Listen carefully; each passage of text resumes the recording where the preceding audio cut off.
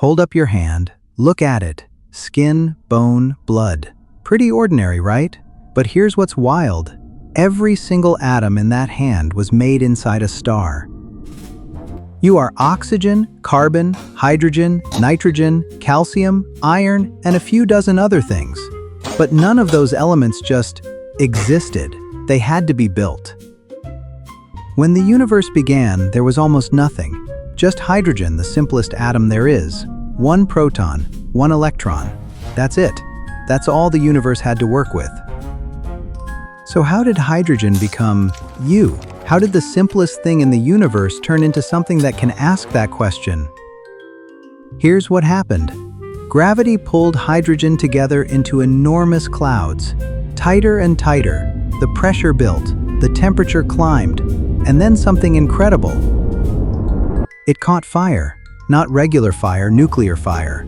Hydrogen atoms slammed together so hard that they fused into something new. Helium. A star was born. And that star kept cooking.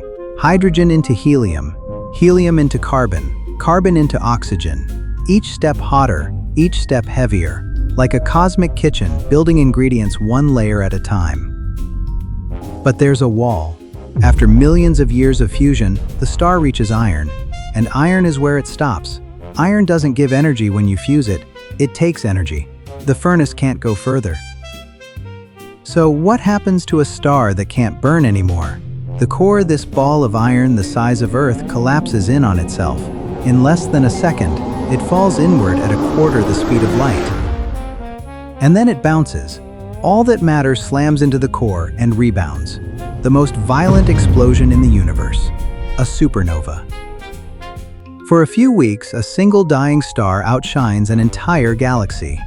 Billions of stars, and one exploding star is brighter than all of them combined. But here's what matters in that explosion. The temperature and pressure are so extreme that atoms smash past the iron wall. Gold, silver, uranium, platinum. Elements that no star could ever make while alive. And all of it, every element, every atom gets blasted out into space. Scattered across light years of empty void. Drifting, waiting. But gravity doesn't give up.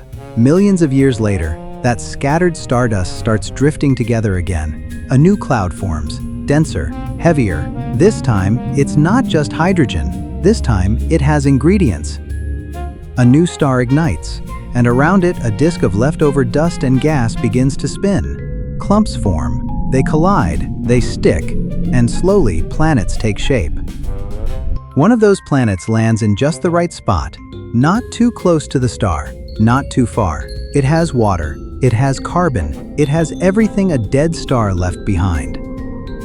Over 4 billion years, those atoms rearranged themselves. They became oceans, rocks, air, and eventually something that could move on its own, life.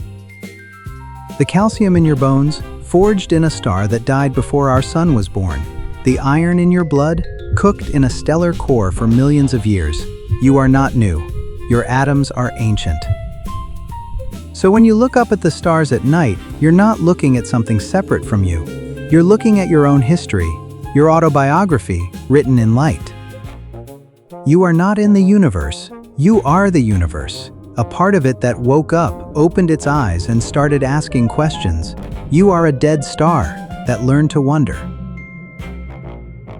If any of that just made your brain tingle, hit subscribe and tap that bell, because trust me, next time, it gets even weirder.